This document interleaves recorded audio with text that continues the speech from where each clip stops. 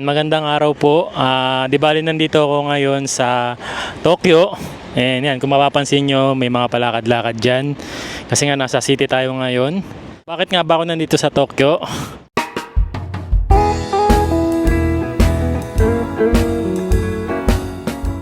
Bilang isang influencer po kasi, ganun ba yung tawag sa atin?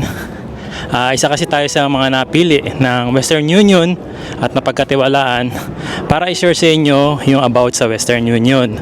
Alam ko naman na karamihan sa atin nakilala na si Western Union.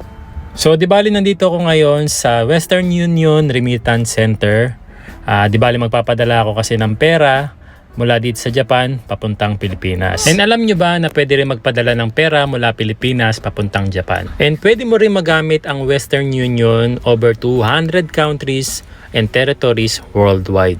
Kaya naman ang Western Union na ang ginagamit ko ngayon sa pagpapadala ng pera papuntang Pilipinas.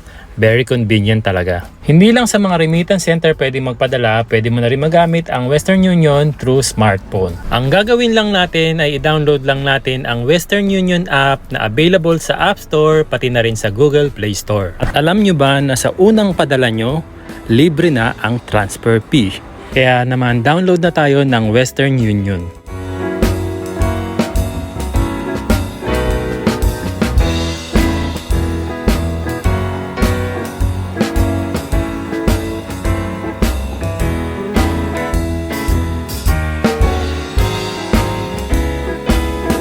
Ayan, nandito pa rin ako sa Tokyo and dito na rin ako kakain ng tanghalian.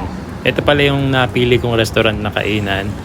Isa to sa mga sikat na restaurant na usually sa city lang makikita katulad ng Tokyo. Kaya sabi ko, since nandito na ako sa Tokyo, subukan ko na to.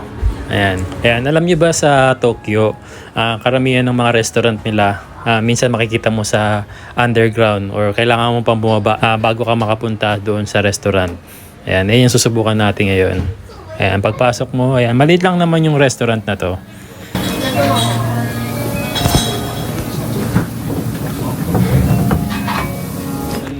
So, di bali ito yung kanilang menu. Medyo pricey nga lang siya kasi nga gyukatsu. Gyu ibig sabihin beef and yung katsu naman ibig sabihin is cutlet. Gyukatsu is a seasoned beef cutlet with breadcrumbs and deep fry until crispy. Kaya naman talagang worth it talaga yung ibabayad mo dahil sobrang sarap daw nito. And ngayon ko lang matitikman to kaya ayan, samahan nyo ako kumain.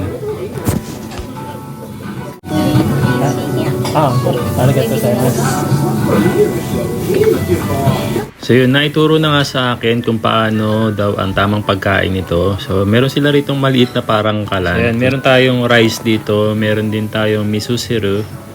Tapos meron tayo rito gyukatsu. Ito nga yung gyukatsu. May wasabi, meron tayo vegetable, salad, and ayan. Meron tayong mga side dish dito and mga sauce. Hindi ko exactly alam yung tawag dito.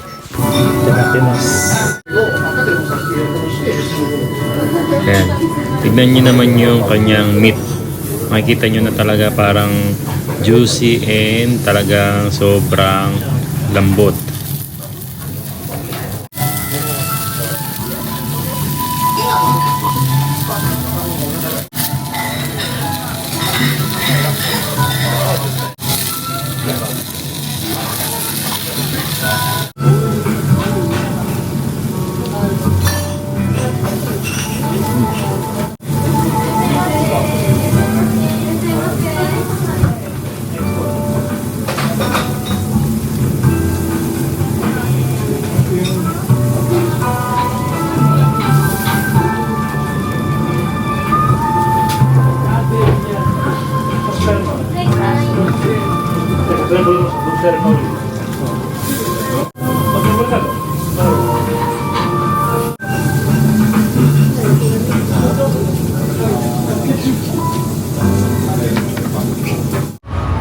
Wow, grabe. Nabusog tayo dun Sarap pala nito. Kaya lang kanina naiisip ko si Mama Aya. Kasi gustong-gusto niya talaga yung ganong. So, di ba nandito na po ako sa bahay. Hindi na ako nagtagal kanina sa Tokyo. And nung una naisip ko, pumasyal ako ng konti para makapag-video-video tayo. Pero medyo tinamad tayo ngayong mamasyal kasi Hindi ko rin maisip kung saan ako papasyal doon ngayon sa Tokyo eh. Kanina kasi wala akong maisip na magandang puntahan. Or dahil wala lang talaga ako sa mood ngayon na pumasyal. Ayan, anyway, di bali, pagbalik ko rin natin ng Tokyo, papasyal tayo para mapasyal ko rin kayo. Sa tuwing may lakad kasi ako sa Tokyo, gano'n kasi ginagawa ko, namamasyal na rin ako ng konti para naman mailibot ko rin kayo. And yun nga, isa rin pala sa dahilan kung bakit umuwi na rin ako, kasi may pasok din ako mamaya sa trabaho. Kaya talagang wala ring oras mamasyal kanina. Luto muna ako ng hapunan nila. Ayan. So marami nagre-request nito eh. Magluto naman daw tayo ng Japanese food. Yun, magluluto ako ng sikat na kare. Ayan, kailangan natin ng beef. Napakadali lang lutuin itong kare. Kahit sino kayang gawin to. Ayan, kuha lang tayo ng sibuyas. Tapos kailangan natin ng ito, carrots. Tapos ito, kunin natin to. Sakto naman, marami pa tayo ritong patatas. Meron pa tayong pipino, binigay ni Oyasang. Yung ilan dyan, ginawa na natin. Tapos meron tayong talong. Itong talong sa susunod na lang to. Medyo fresh pa naman siya. Itong patatas kasi medyo matagal-tagal na rin to nung binigay ni Oyasang. So gamitin na natin. Ang dami pa oh. So gamit tayo ng isa, dalawang patatas para sa kare. Yun lang, ganun lang ang ingredients ng kare dito. Easy to cook kare. So beef, carrots, patatas na dalawa, tapos sibuyas. And syempre hindi pwedeng mawala yung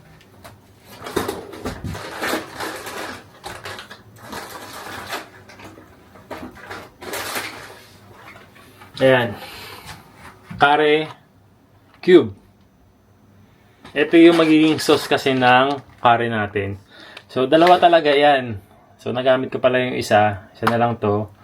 So kailangan kasi talaga at least 2 pirasong pack na ganito. So bibili muna ako sa supermarket. Kulang pala ako ng kare. So bago ako pumunta ng supermarket ay maghihiwa muna ako ng sibuyas. Mas maraming sibuyas, mas malasa para sa kare natin.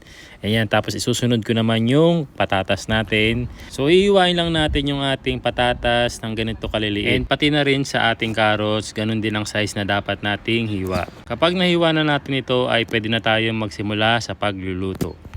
Ayan, nahiwa na natin yung sibuyas, carrots, saka patatas. Ayan. Ayan, magsimula na nga ako sa pagluluto ng kare. So, syempre, kailangan natin ng kawali. Tapos, ang una natin gagawin dyan ay maglalagay tayo ng mantika.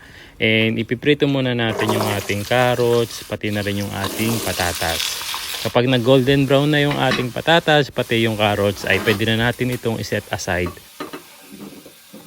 Pagkatapos may set aside ang ating patatas at carrots ay pwede na tayo mag-isa ng sibuyas. Yung ginamit natin kanina na pagprito sa patatas at carrots ay pwede rin natin gamitin sa pagigisa ng sibuyas. Kapag medyo naluto na yung ating sibuyas ay pwede na natin isunod yung karne ng ating baka. So iluluto lang natin ito hanggang sa mawala yung pagkapula ng ating baka. Pagkatapos niyan pwede na natin lagyan ng tubig at palambutin ng konti yung ating baka. Pag gumulo na yan ay pwede na natin ilagay yung ating kare pero pupunta muna tayo ng supermarket. Dito na ako sa Gyomo Supa para bumili ng kare cube na ilalagay natin dun sa kare. Ayan, pag nandito kayo sa Japan, isa to sa mga pinakamurang bilihan ng pagkain o supermarket. Gyomo Supa, hanapin nyo lang yan. Alam ko kahit saan meron ito. Ito na yung mga presyo nila. Cola, 45 yen lang. Meron ding condense dito sa mga naghahanap ng condense. Ayan. 278 yen. Yung isang lata. Sa iba yan, 450 yen. Meron din silang Nescafe dito. Isang buong manok. Ang presyo niya ay tumaas na oh. Dati 500 plus lang to. Ngayon 786 yen na. Ayan, para pang tinola. Tapos, bili na rin ako ng patis. Ayan. Pag hindi wala kayong mahanap na patis, meron dito sa Gyomo Supa. Ito lang natin yung Sunli. Canola oil. Salad oil. Tayo. 1,650 grams. 537 yen. Mura kaya yun? Alam ko mahal na rin sa Pilipinas ang mantika eh. Ganito problema sa akin, kapag namimili ako, may gusto kong bilhin, pero nauuna pang bilhin yung mga hindi ko naman naiisip bilhin. Pero kailangan naman siya. Kumbaga parang ito lang yung dapat bibilhin ko pero napaparami. Yun ang problema sa akin. Pero yun nga, katulad na sabi ko, kailangan naman sa bahay kaya okay na din. At least naisabay kong bilhin. Kanina ko pa hinahanap, nandito lang pala yung mga kare. Kanina pa ako palakad-lakad dyan. Nandito lang pala sa gitna. Ayan, bili na tayo ng 2 piraso. So, ayan, iba-ibang kulay yan. Itong pula, kala nyo spicy yan, pero number 1 lang siya. Ibig sabihin, matamis po ito. Yung sumunod naman, number 3, ito yung lagi namin binibili. Medyo spicy, medyo matamis, parang ganon. Tapos itong blue naman, nakala nyo siya yung matamis, pero number 4 po yan. Diyan po makikita. So spicy po to, mas spicy kaysa dun sa green. Ba't kaya wala sila number 5? Bayad na tayo para makauwi na at matuloy na rin yung niluluto ko kanina.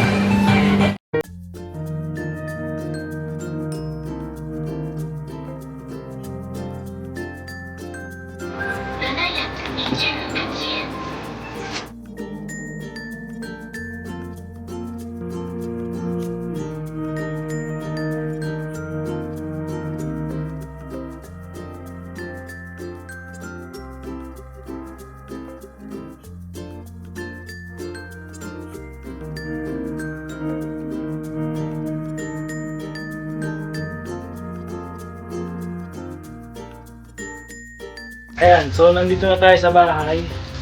Ito na yung nabili natin yung carrot cube. Kaya lalagay natin. So hindi naman lahat ito ilalagay. Tapos ang paglalagay kasi nito, paunti-unti lang hanggang sa makuha mo lang yung lapot na gusto mo.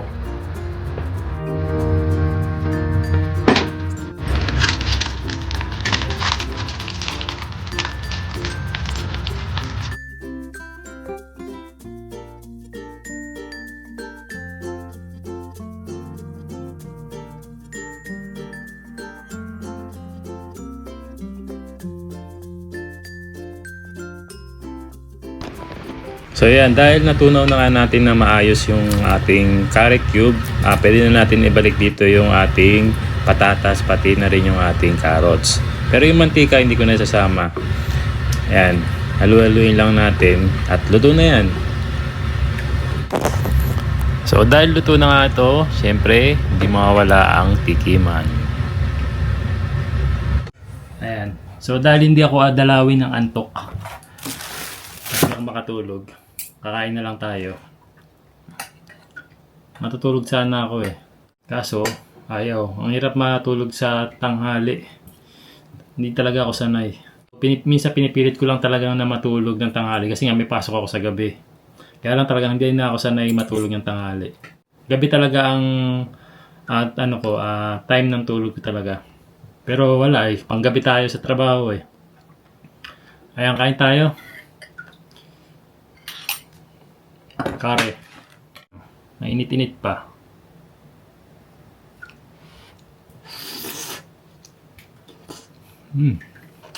Init.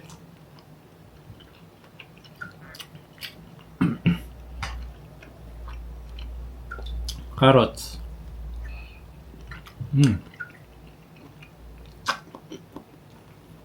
Isa to sa mga ulam na hindi inayawan nila Kuya AJ sa kaniyo na tiyang. Ng karamihan, kahit mga foreigner gusto rin ng kare. Ang mga Hapon lalo, kare. Isa to sa mga pagkain ng Japanese na hindi mo aayawan. Masarap kasi.